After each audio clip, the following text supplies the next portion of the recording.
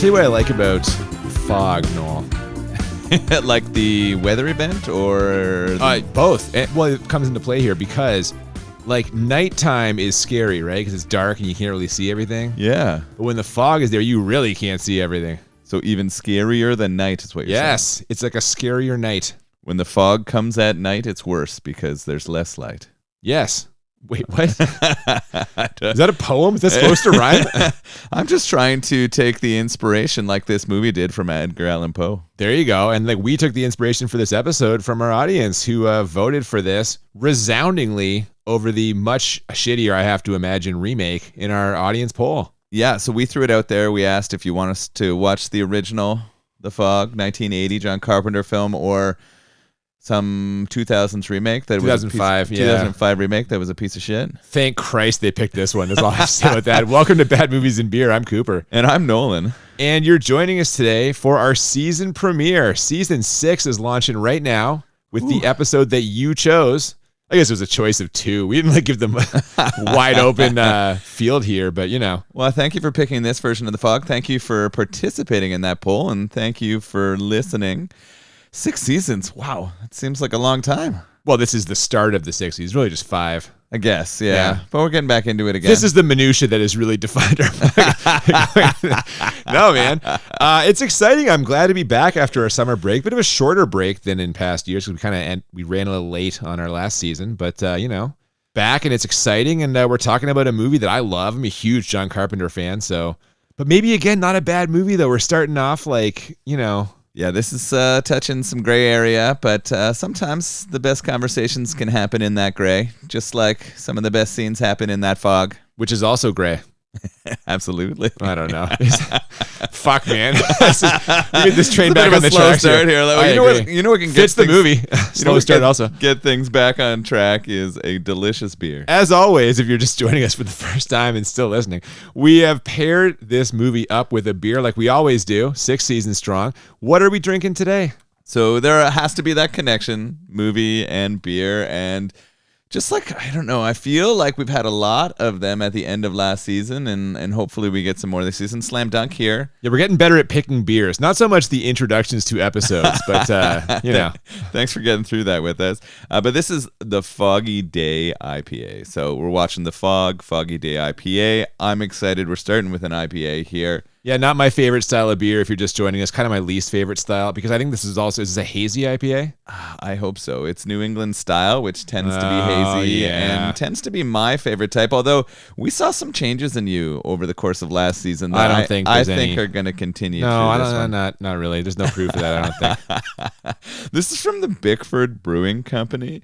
So this is a Toronto brewery. They were established in 2024. This was one of their flagship beers. And I think last year they got like 2025 New Brewery of the Year award in Canada. So hot right now. Yeah, absolutely on fire. So we've had tons of people recommend this place to us. We actually went and visited it. This is one of those ones that's pretty close to us. So we went and visited and tried a whole bunch of different stuff. And I really enjoyed all the stuff they had on tap there. Cool space, too. Yeah, really nice people. If I remember correctly, we got some delicious pretzels to go along with it there. Oh, yeah. And pizza, too. So good times at Bickford Brewing Company. I strongly recommend.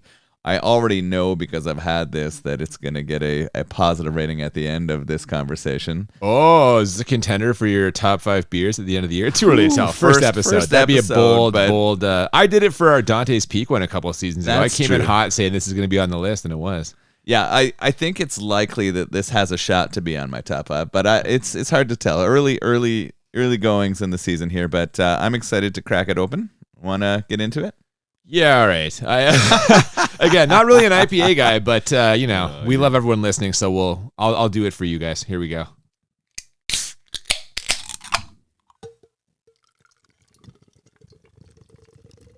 So as you mentioned, we get a quote right off the bat, well, after the Avco Embassy logo, from Edgar Allan Poe that reads, "Is all that we see or seem but a dream within a dream?" Before we're greeted with an old sea captain telling tales to children around a campfire. He's got one more story to tell before the clock strikes midnight, and it's about a very foggy night 100 years ago where the only thing visible was a single light on the shore. It was a campfire like this one, and the ship sailed towards it, smashing into the rocks, sinking to the bottom where the whole crew would remain for all eternity. Or at least until the fog rolls back into the bay, when the men at the bottom would rise from the depths to seek out a campfire just like this one. And all I could think of here was these kids are not going to sleep tonight. No, and neither am I. I'm loving this. This is pulling me right into the story here. Starting off with a prophetic old sea captain. Yeah. How can you love a prophetic old man? And my goodness, I have an immediate horror movie erection. This is fantastic. As we're heading in here, we get some fun shots of a stopwatch and of the coast, and things are looking up for this movie, although not looking great for this town. Well, not for the fucking parents of this town anyway. Their kids are going to be a goddamn nightmare. From there, we get the title graphic over a shot of the bay before we meet a young long-haired guy doing some repairs in a church. That'll be John Carpenter himself giving himself a little cameo there, and he asks a priest who's well into the sacrament if he can get paid before leaving. The priest stiffs him on the repairs, but does try to return the portable radio this guy left behind, only to get thoroughly startled by a jump scare when a brick falls from the wall onto his desk. Now, this would be a strange enough occurrence, but when the priest looks at the hole left where this brick used to be, he finds a journal which was written by one of his ancestors and which, like that campfire story from the pre-credits, will have something to do with the plot of this movie, although we may never truly know what. No, we'll know what. We definitely find out what. We know for sure what is going to happen as we move on there. He opens up the page and he reads a little bit, and it's clear to us, based on the quote on the page, that the night belongs to the dead. Things that were once alive and have been gone for a while are about to come back in this town, and shit's about to get spooky. That's for sure. Now, I mentioned strange occurrences a minute ago. We get a lot of them in town of Antonio Bay during our opening credits. Shelves start shaking in the local convenience store. Cars start honking and blinking their lights. Nozzles fly out of gas pumps and start spilling on the ground. And furniture even moves around a lady's apartment. But perhaps the strangest thing we see as these credits wind down is Tom Atkins, horror legend Tom Atkins, without his trademark mustache. This was jarring the first time I saw it. I didn't even recognize him. Yeah, you're like, who's this guy? I'm like, it's fucking Tom Atkins. Yeah, without that stash, it just felt so wrong. And no shade to Tom Atkins, because I think he's a tremendous actor, but not nearly as handsome without the stash. Yeah, he seemed kind of like more gentle in this, which maybe is what the character is supposed to be. But when he was kind of becoming like a man of action, I was like, you know what really fucking helped this is a thick mustache. He's kind of got a COVID face. Like, you know, with the mask, when you shave off that mustache, he looks different than you expect. Oh, someone takes off their pandemic era mask and you're like, oh, that's not what I was expecting. Yeah, exactly. Yeah. I kind of felt that way once the lady tickler was gone. COVID face? Yeah. Is that a generally accepted term? I don't know. All right, fair enough. That's what I'm calling it. Good Lord. Well, we're not going to really find out what Tom Atkins does in this town. He knows everybody. I thought maybe he was like running supplies because he's driving a pickup truck at the beginning of this. In fact, he's driving it when he spots a young hitchhiker on the side of the road, and that young hitchhiker is Jamie Lee Curtis. He picks her up because, my God, why wouldn't you? And they have a fun exchange here where they try to feel each other out. Can I ask you something? Sure. Are you weird? Yes, I am. Yes, I am weird. You are weird. Yes. You're weird. Thank God you're weird. The last run I had was so normal, it was disgusting. We got a little chemistry going here, but even that chemistry isn't immune to the strange happenings in Antonio Bay. Yeah, while they're driving and having this conversation about weird, the windows on the truck, front and side, all shatter in on them. Luckily for them, none of it cuts them, which I thought was a little bit surprising, but... Oh, yeah, I know what you're saying. Yeah, they don't get cut, but the glass shatters and they stop the car and look around, and shit is really getting strange in the town tonight. I actually think that the shots they're sharing, the lighting and some of it is creating a really good mood, along with some of the like synth style music. That's the Carpenter synth is fucking great, man. John Carpenter soundtrack, there's nothing better. Other than a Tom Atkins mustache, but hey, one out of two ain't bad. While they were driving, we have heard at different points a sultry voice on the radio in the car there. And we meet the owner of that sultry voice in our next scene. That's Stevie Wayne, played by the lovely and talented Adrienne Barbeau, broadcasting live from her lighthouse/radio tower. She gets a call from her friend Dan, who I guess he's a weatherman. Like he must be. He's calling to tell her the news that there's a big fog bank on its way into shore. That's bad news if you're a bunch of sea hobos trying to get rip shit drunk in the middle of the bay, huh? I think they're just sailors. I don't even think they're hobos. It does look like they're going hard, though. They're a little grizzled. They're out in the bay just crushing Budweiser, I think. Paradise. That's the way to do it. And nothing wrong with the king of beers. They get warned by our radio DJ about this upcoming fog, and they kind of laugh it off and ignore it until it kind of appears on top of them here. Oh, yeah, and that's not all. There's also an old derelict ship they see floating past. Well, it doesn't really go past. It kind of stops right beside them, which allows its crew of hideous ghost sailors to appear on board and just murder this entire group. Or wait, are they ghost sailors or sailor ghosts? I'm not sure. I called them pirate zombies. You know what? I thought they were pirates too. First time I saw this, they are not in any way, shape, or form pirates. It's actually quite the opposite. Yeah, they're not pirates, no. I think that they just are dead people who died in the water or rising from the dead. So I just think we're going to call them sea zombies. See, I prefer sailor ghosts. Okay, sailor ghosts. We can go both ways. All right. Either way, they stab these guys every which way with cutlasses, meat hooks, and something that looks like an ice pick. So I guess the old Stevie Wayne's weather report wasn't quite accurate. Turns out the night's going to be foggy with a chance of murder.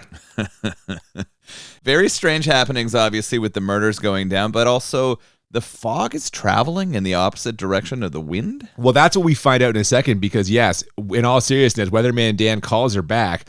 The fog isn't moving east, like she said, but rather west. Well, my gauges must be wrong. I've got a wind blowing due east. Now, what kind of a fog moves against the wind? What kind indeed? Oh, the suspense. I guess murderous redemption fog. That's what it is. It knows no direction, no point of compass. It's another Edgar Allan Poe quote. No, I'm just kidding. Here's something that was not even a little bit suspenseful. It takes all of one interrupted pickup truck ride for Tom Atkins to get Jamie Lee Curtis into bed. They are just... next time we see them, she's showing him some sketches or something while they bask in the afterglow. And in between hints about her backstory and the two of them finally exchanging names, they seem to be kind of really hitting it off here, only to get interrupted again, at least temporarily, by a knocking on the door. This is some shadowy apparition type figure, and he sure seems to be hitting the door with a meat hook like the one we saw earlier. But despite all that, Tom Atkins still decides to open it for some reason. Luckily for him, though, the clock strikes 1 right as he's turning the knob. So when he looks outside, there is nothing there. So I guess these sailor ghosts have like a 1 a.m. hard out. But if you're that ghost, do you not know that? Or is he just like greedy trying to get one more kill in under the wire? Like, what's happening here? I don't know. This whole 1 hour in the town where everything's going AWOL was confusing to me because it seemed like it was all supposed to happen on the 100th anniversary of the sinking, and this all seems to be 1 day early. Yeah, this is like the devil's night to the following day's Halloween, metaphorically speaking. And so I think that's why this witching hour ended at 1. I think the ghost maybe just wasn't aware that they were a day early. He did not get he was on the email list. No, for that. Yeah. He did not get the memo that they're a day early for this celebration, but don't worry, they're going to be coming back tomorrow, I assume. Yeah, it was not the end of the movie when Atkins opened that door for sure. No, Tom Atkins might have been breathing easy last night, but when he heads down to the dock in the morning to visit his friend's boat, it's not there. Now, you'll never believe it, but his friend's boat is the one that was out in the water when the fog rolled in, so he's all kinds of dead. But Tom Atkins doesn't know that, so he's going to get another guy to take him out to get to the bottom of this thing. Turns out this is just one of many morning mysteries the people of Antonio Bay are facing. Stevie Wayne's son wakes her up with a strange piece of masthead he found washed up on the shore, and the mayor of Antonio Bay is having a hard time finding her husband who never came home last night. What the fog is going on in this seaside town, Noel? The witching hour was not kind to them, right? We have a missing boat. Both the mayor and Tom Atkins are upset because friends are on board. The little kid Andy goes down by the water to fish, but sees a golden doubloon which transforms into a piece of wood that says the word Dane on it. I did not notice a doubloon transformation, but to be fair, I've had some beers and was maybe writing notes. So obviously we miss stuff occasionally. If this is your first episode, we don't always get all the details. There's something weird in that, and I'm wondering whether that'll continue. Mom's a little upset though. She was up late doing the radio, and he has woken her up bright and early here. But she gets through it, right? Barbeau, as an actress, and the mother here, classy in her performance. Fuck, man. Well, when you have like Academy Award winning grade hairstylists at your beck and call, she doesn't look like she slept a fucking wink. She gets out of bed, her hair looks fucking terrific. How did this even happen? Unrealistic, I say. I love that the kid brings up the story that the old man told him, right? We get another throwback to that prophetic old man and the kid loving the ghost story. So that's great. What are they going to do? How are they transitioning now from finding this weird log and having missing people in a missing boat? Who's going to solve all the problems of this town? Surprisingly, not Tom Atkins. I kind of thought that'd be his role in this for sure, but no. I'll tell you who has not been enjoying stories of the past. Father Malone, that priest from earlier. He has been reading passages from that journal he found, which revealed that 100 years ago, the founders of Antonio Bay, including his own grandfather, deliberately sunk a ship carrying a wealthy man with leprosy who planned on establishing a leper colony nearby.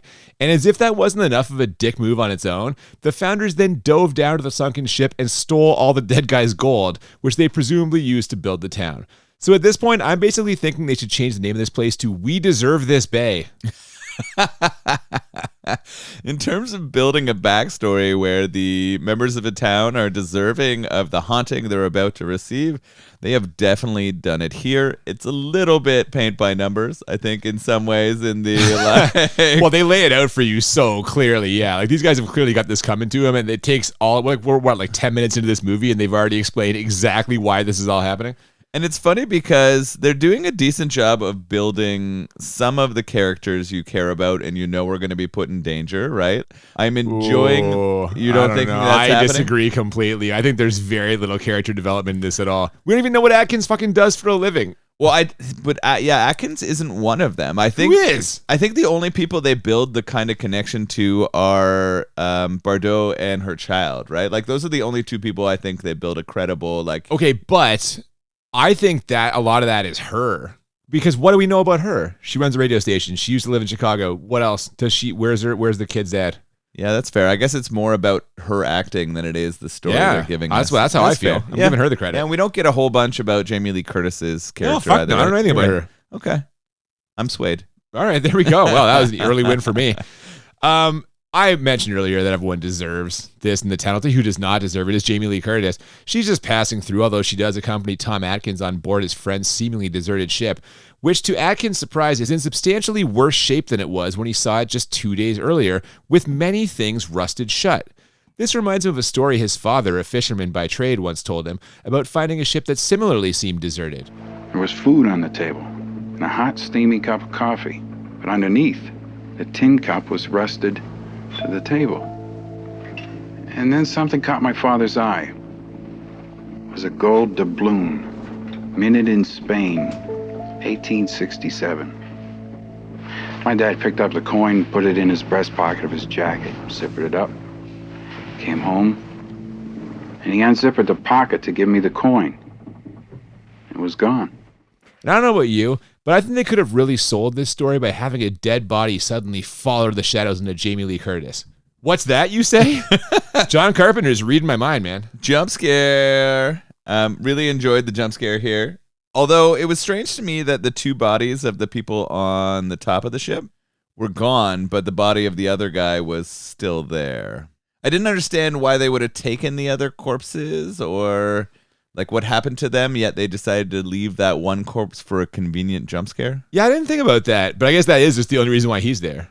Yeah, they want something to pop out. You would have assumed the other ones are gone, and it was a weird choice, I think, in terms of why that one was there, but I did enjoy the jump scare. There's several of those in this movie. They set up quite a few of them. I guess common to the horror genre, but done well, I think, with the timing and lighting in the Carpenter films. Yeah, I would agree with that for sure. Now, I said John Carpenter was reading my mind a second ago. Speaking of reading things, Stevie Wayne is about to begin her daily broadcast when we see some strange things happening with the piece of masthead her son brought her that morning. Water begins to bubble up where the letters are carved, and before long, the letters are completely different. It now reads, 6 must die, which Stevie sees before it suddenly bursts into flames. And as a fairly new parent myself, I love that her first reaction to this is to call her son and be like, what the fuck is this wood you brought me? Stop getting it. And I don't think she responded that way because... Well, no, not in that tone, but like... She didn't want him to put himself at risk again, clearly. Now that it is like bleeding water and then lighting itself on fire after giving you warnings, it's probably good that the son is not near more debris from this sunken ship. All right, that's fair. And in her defense as well, seeing everything that she has just seen would definitely be traumatic, but not nearly as traumatic as what Jamie Lee Curtis just saw. And no, I'm not talking about the terrible makeup effects they put on that body that fell on her. It was the eyes, Noel. The eyes. Anyway, it turns out that there's a perfectly logical medical explanation for why that guy looked like that. He's been underwater for weeks, if not months. Oh, no, wait, that's not true. In fact, the coroner or whatever saw him just 2 days ago, and we know he only got killed the night before. Hell, Tom Atkins even points out that he wasn't even in the water when they found him, and his clothes were totally dry. But as the coroner tells him and us, You remember last October, those 3 kids that went diving for that old boat off the point? Yeah. We got to them, they'd been down for a week, maybe 10 days. I swear to you right now, he's been down longer. we get it, guys. He's hideous. Man, is everyone just dunking on the town ugly guy here or what? I think it was the amount of algae and liquids they found in the wounds and body that had them so confused. What had me so confused was why Tom Atkins and Jamie Lee Curtis were there at the autopsy. Tom Atkins can go wherever he wants. It seems like it. Like the guy has been in the town forever. He seems like the former mayor who just gets to go wherever he wants. Or it's like the town prince. Yeah, it absolutely He's the seems prince that of way. Antonio Bay. He's Antonio Bay. What is his name? Did we actually learn his name? No, I don't know. No, Nick. His name is you're Nick, right. So Yeah, it's definitely not Antonio.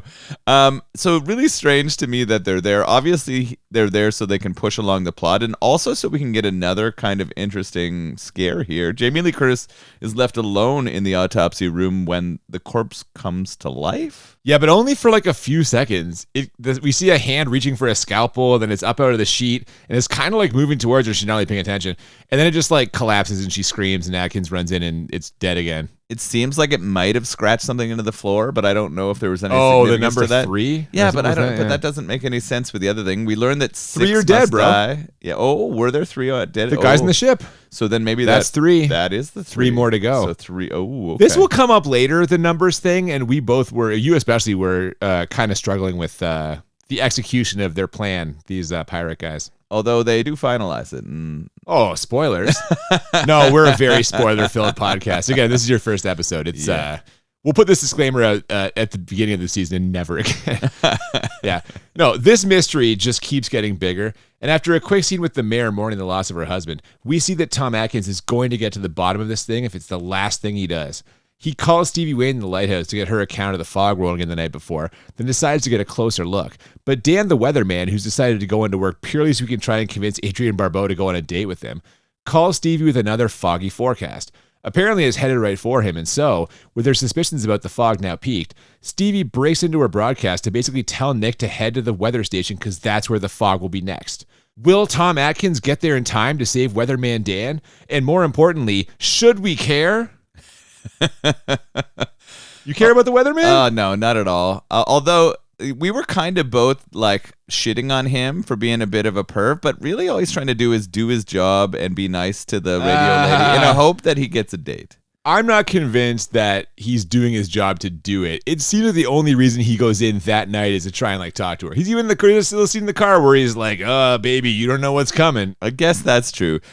Interspersed with which I'm fine with, by the way. Why am I? I'm not trying to defend what is traditionally your point of view. Guy can go take a shot if he wants to. Interspersed with all of this is lots of shots of the foghorns going off, shots of the town. A lot of tonal stuff is happening here to let you know that things are about to go bad, and they're not looking good for our weatherman Dan here as all of that fog pours into the station. The radio DJ, Barbeau's character, is on the phone with him and tells him to get the F out of here, although he does not listen to her. Oh, fuck no. And for the record, Tom Atkins absolutely does not get there in time to save him. Dude decides to act tough on the phone for Stevie Wayne and gets a meat hook through the throat. This prompts Stevie to make another desperate broadcast, this one to the sheriff, urging him into action. Now, this is a good idea, but I'm not sure if she gets the message through before the fog kills the power to the whole town, which throws everything into darkness. And as she looks out at the still, quiet din, Stevie has a sudden, terrifying realization. Her son is at home with a babysitter, the incredibly old babysitter who will definitely not be able to hold off a bunch of sailor ghosts. Adrienne Barbeau really gets to go for it here, racing down to crank on a generator, then frantically running back to the microphone to make a desperate plea. Someone listen to me! My son is trapped! 887 White Beach Lane, my son is trapped by the fog! Andy, get out of the house! Run! Now we're getting some tension. Hot damn. Yeah, she hears her weatherman buddy get murdered by some zombie pirates. And then she realizes that the fog is traveling right towards her home, right on the bay there. It's not looking good for Andy and the old lady babysitter here as the fog starts to surround the house. Smartly, they do close all the windows and lock the doors, but for some reason, the old lady decides to open that front door. She's going to try and convince him just to go away. Sorry, guys, would you mind... I got a kid in the house. Like doing a little babysitting here. If you supernatural zombie pirate sailor ghost things would just leave, I'd appreciate it. Yeah, it's totally illogical why she does this. And the fog is all over this house. The sailor ghosts are closing in. Those closed windows and doors are not going to stop them. They're smashing through shit all over the place. One of them even breaks through the door to her son's bedroom, just as another seemingly breaks through his window. Only that's not a sailor ghost. It's Tom Atkins, who heroically pulls the boy out to safety. Well, kind of safety. The wheels of his truck are stuck in the mud, and Jamie Lee Curtis can't seem to stop spinning them. Lady drivers, am I right, Noel? Decent tension builds here as the fog approaches the truck and we see more of the sailor ghosts start to appear in that fog moving towards it. Of course, our main characters here are not going to die quite this early. There's some more time to build tension, so they squeal away just in time. I don't think it had anything to do with her gender, though, as she's driving. I think it had to do with the panic. I have a question here about the ghosts, though. I'm wondering if or why they're targeting people who weren't originally from the town.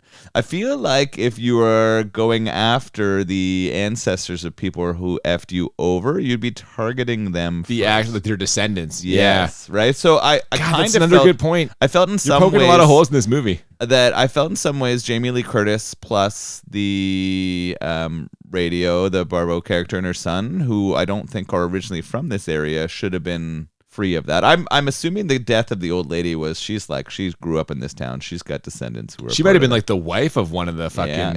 She was that. Yeah. Here's one thing I do know is that the fog cutting the power has really put a damper on Antonio Bay's 100-year celebration. And despite the mayor's earlier request for everyone to stay there and remain calm, after 20 plus minutes of darkness, she and everyone else decides to head home. Except Tom Atkins and Jamie Lee Curtis. I have no idea where they're going. The lighthouse, maybe, to take that kid back to his mother. Either way, they are not going to get there, at least not easily, as everywhere they turn, the fog is there to greet them. Luckily, their car radio is still working, which allows Stevie Wayne in her new role as emergency dispatch / traffic coordinator to get everyone to Father Malone's church. And by everyone, I mean all the main or main-ish characters that are still alive. And this is the spot where I admit, didn't occur to me, but you had some serious questions about why these ghosts are still threatening everyone. How many people are dead at this point? Well, and if it was only 6 people who needed to be killed, then at this point they had access to more than 6 people. All the people who were in that town square would be covered in fog right now and they could take them out. It really does seem like they are targeting specific people for revenge. And I don't understand why one of those people is the Barbeau, like the radio DJ character. Main character, bro. That's all it is. They're targeting the main characters. So we've got 2 sort of separate storylines going on right now. We've got our one character alone in the lighthouse trying to tell everyone to get to safety, although the fog is now surrounding it and we know that she's going to have to fight for her life. Then we have the other main characters all at the church finding our drunken father, priest figure. He's very intoxicated, yes. Who knows that it was his grandfather's fault that a lot of this is going down. So he's feeling rather guilty and also saying he doesn't think there's anything they can do. Yeah, guy's a bit of a downer, really. Honestly, he's not a fun drunk, the priest isn't, let's just say it. And yeah, in his defense, the fog is completely surrounding the lighthouse and church. Ghost hands are smashing through everything. No doorway or window is safe. But the mayor and Tom Atkins, and with some prompting, Father Malone, frantically scour the old journal for any clues that could help stop the onslaught. And again, I kind of figured Atkins would be the guy who cracks this thing open, but it's actually the mayor who figures it out with an assist from the old priest. It's the gold these ghosts are after, the literal blood money on which the town was founded. If our main characters can just find where it's hidden, they can return it to the ghosts and stop this nightmare once and for all. That's not going to be easy, though. Well, unless this church has like a giant 4-foot tall solid gold cross lying around, something like that. Well, I guess smartly for our main characters, they do go back to where they found the journal, hidden behind the priest's main bedroom. If that one brick fell off there and exposed the story of this problem, maybe they've also hidden the treasure behind there. Like you said, they do find this ridiculous, massive golden cross, which seems like something the ghosts would want back if they could. The priest struggles to carry it out and brings it into the main area of the church, willing to kind of sacrifice himself to share this back or give back to the ghosts. All the while, we're having an interesting battle at the lighthouse. Oh, yeah, man. Adrienne Barbeau has, like, basically tried to move to safety, in this case, higher ground. First, she goes onto the balcony of the lighthouse as the fog is coming into, like, the broadcast room. Then she ends up climbing up on the roof. But once you're on the roof, there's nowhere to go but down, or in this case, into the arms of some ghost sailors. They're coming up the ladder after her. Meanwhile, one like comes up the other side and she's trapped between the two of them, literally hanging on for dear life. But luckily, Father Malone, like you said, has carried this cross out.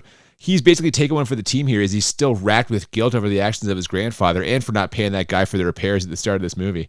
And so that's a little homage to John Carpenter, sure, right there. Man, yeah. Gotta pay the director. But he offers himself up as the sixth conspirator, and just in time, because it does end up saving Adrienne Barbeau's life. And I'm very curious to hear your reaction to the effects we get here when the ghosts come for him as someone who's seen this for the first time. What'd you think? I thought it was pretty interesting. So one of the sailor ghosts sort of prominently appears in the front, eyes glowing.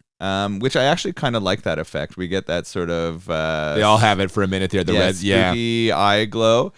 Grabs the cross, and the cross starts to glow. And we get this massive bright glowing until it sort of shines like a sun. I thought it was going to fry the priest, but our Atkins character... Oh, like electrocute him or something? Yeah, our Atkins character pulls him off it as it sort of seems to fry and dissipate the fog and all of the ghost sailors. They seem to disappear in one very bright light, and it does make sense that like a sun or a bright light would remove the fog. So I did kind of like that connection. Oh, you're making like a weather connection there. Okay. Yeah. I didn't take it that way, but I will say the effect is really cool, and the fact that like they've lit the room in such a way where it's so dark that really the light from the eyes and the light from this cross just changes the whole complexion of the shot. It's very beautiful. It's well done by them. But yes, with that blood debt paid, the fog retreats back into the night, seemingly gone for good. Stevie Wayne is not convinced, though, as she gives us a spirited monologue on the radio, urging everyone, especially ships at sea, to look for the fog, fearing that it may come again. Father Malone isn't sure either, as he ponders how his interpretation could have been so wrong. Why not 6, Blake? He turns away for a moment, and we see some faint wisps of fog slipping out from beneath the door, which I thought was going to be a nice, subtle tease. But then he turns around again, and all the ghosts are back, and then one chops his head off with a sword. So, not as subtle as I thought, but either way, roll the credits. This was good for me because I was questioning why only 5 had died and they were satisfied.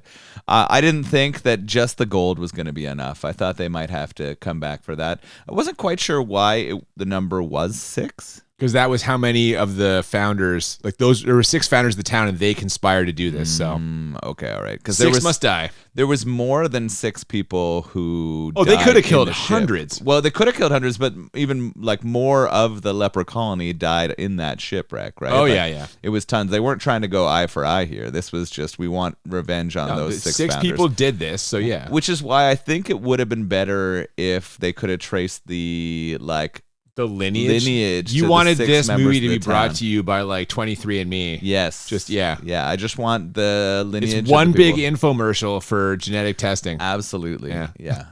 DNA harvesting. Yeah. That technology didn't exist when Carpenter made this, man. Maybe the remake's about that. I mean, family trees existed back then, and it could have happened, but Yeah. Are you excited to see that remake? Have you seen it? Are you saying that because we're gonna watch it? No, I'm just curious. A couple people were like, "You guys are gonna do do both of these, right?" And I'm like, "Oh, I don't know." In the past, we have done. Oh no, we didn't do it last year. We didn't watch New York Ninja after we did Ninja in the Closet CA. No, other years we've done both, but I don't know.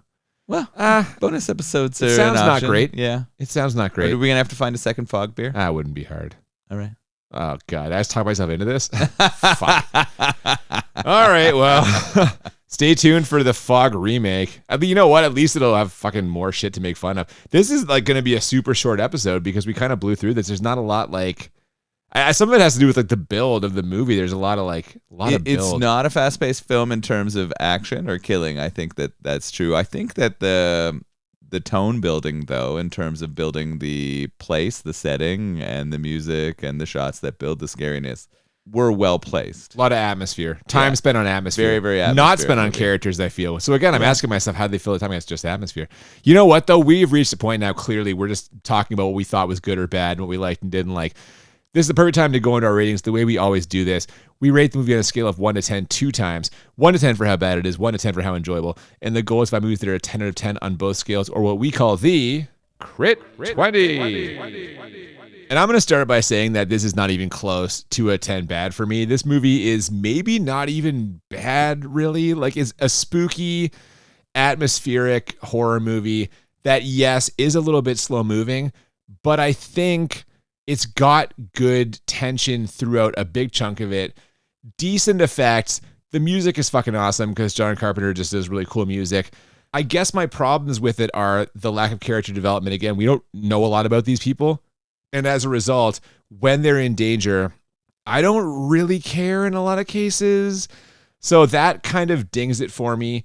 Overall, though, I feel like for what this movie is trying to accomplish, like, I get why critics at the time were kind of divided on it, but I also get why it's grown to a cult favorite. It's just a good use of a fairly low budget to create an engaging, albeit slow-paced, atmospheric horror film. So I only had this as a 5 bad. I'm going neutral on this. Some parts are a little bit laughable. Some of the styles, the prosthetics on that guy when the body that falls out are terrible. Really, really bad. We don't get a lot of gore on the kills, which maybe is a limited budget thing, but overall, decent little horror movie. Very enjoyable. I'm a fan. What did you think? My bad rating on this is very, very similar to yours. In fact, I also had it written as a 5. I had it pure neutral. My only notes that I had for this were some of the makeup was lacking, in particular in the corpses. I thought that the kid actor was a bit much and just wasn't great. I felt, but what are you going to do with kid actors? I think within our conversation, I do agree that maybe there's some plot holes and maybe they could have done a better job of connecting to the characters. But I actually felt like the acting of the main characters was good enough to make me care about them, regardless of whether the plot had built it for them. And then I thought that the kills were a bit unspectacular. I wished for a bit more gore. That seems like enjoyability to me. It doesn't seem like how bad the movie was. Well, and that's it, right? There's so much that they did well, which is why it's so neutral for me. So I'm kind of transitioning to my enjoyability. I really like the tone. I like the lighting and the setting. I thought the acting was well done. I thought the music was great. The cinematography was good. I am really growing to love Carpenter, and I've seen... Oh, he's the man. Yeah. I would love to see some more stuff. I've seen quite a few of his films, but I would like to go on more of an extensive dig of the catalog, I think.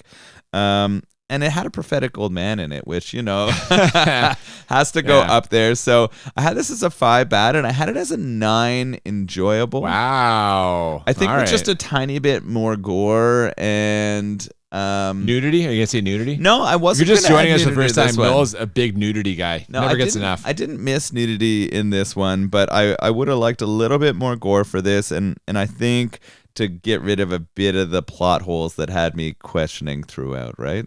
Fair. Yeah. That's fair. No, this is a fucking horrible way to start this season. We have the exact same fucking ratings. No. I hate when this happens. I also had this as a 9 enjoyable. Again, Carpenter, great at establishing that, as you called it, like the world building or whatever when we were watching the movie, and he is very good at that for sure.